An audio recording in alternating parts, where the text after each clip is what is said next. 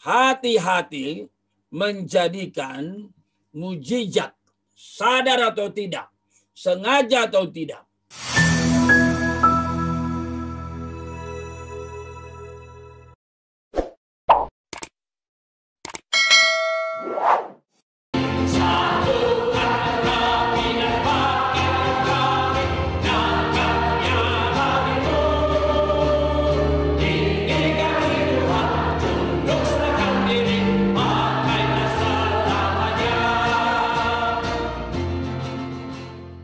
Bekerjalah bukan untuk makanan yang akan dapat binasa, melainkan untuk makanan yang bertahan sampai kepada hidup yang kekal, yang akan diberikan Anak Manusia kepadamu, sebab dialah yang disahkan oleh Bapa Allah dengan meterainya. Iya, itu Lalu dia. kata mereka kepadanya, Udah, apakah ya. yang harus kami perbuat? Udah, cukup. Jadi, tidak boleh iman orang bergeser. Tuhan Yesus sendiri menegur itu. Itu yang kita baca. Dan selanjutnya, kalau kita lihat, siapakah mereka yang sudah mengalami mujizat ini? Apakah mereka percaya kepada Tuhan? Jelas tidak. Ya. Karena apa? Nanti selanjutnya, ketika Tuhan Yesus berkhotbah panjang, mereka itu akhirnya marah-marah. Masih di Yohanes pasal 6 ya.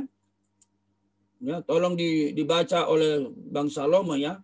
Yohanes pasal 6 ayat 41. Boleh tolong Bang Salomo? Yohanes 6 ayat 41. Maka bersungut-sungutlah orang Yahudi tentang dia, karena ia telah mengatakan, akulah roti yang telah turun dari sorga. Terus? Kata mereka, bukankah ia ini Yesus, anak Yusuf, yang ibu bapanya kita kenal? Bagaimana ia dapat berkata, aku telah turun dari sorga? Terus ya? Terus aja. Ya, Yesus kepada mereka, jangan kamu bersungut-sungut. Tidak ada seorang pun yang dapat datang kepadaku, jikalau ia tidak ditarik oleh Bapa yang mengutus aku, dan ia akan kubangkitkan pada akhir zaman. Ada tertulis dalam kitab nabi-nabi, dan mereka semua akan diajar oleh Allah. Dan setiap orang yang telah mendengar dan menerima pengajaran dari Bapa datang kepadaku.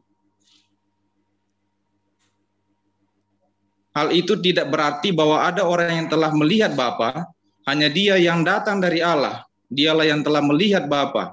Aku berkata kepadamu. Ya, dan seterusnya kalau kita baca ini, mereka mengundurkan diri. Ya, ayatnya yang ke berapa ya? 65, 59, 60. Ya, pasal 6 60. Pak Salomo tolong baca. Pasal 6 ayat 60. Sesudah mendengar semuanya itu, banyak dari murid-murid Yesus yang berkata, perkataan ini keras. Siapakah yang sanggup mendengarkannya? Nah, banyak ya. Banyak yang mengalami mujizat tadi itu. Lanjut. Yesus yang di dalam hatinya tahu bahwa murid-muridnya bersungut-sungut tentang hal itu.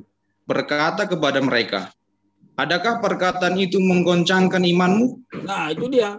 Nanti kalau kita baca lagi, ayatnya yang ke-66. Silakan. 66. Mulai dari waktu itu banyak murid-muridnya mengundurkan diri dan tidak lagi mengikuti dia. Banyak dari murid-muridnya. Siapakah ini? Apakah ini termasuk orang yang mengalami mujizat tadi? Oh iya. Karena tadi Yohanes 6 ayat 1 sampai 15 kan, itu bersambung itu.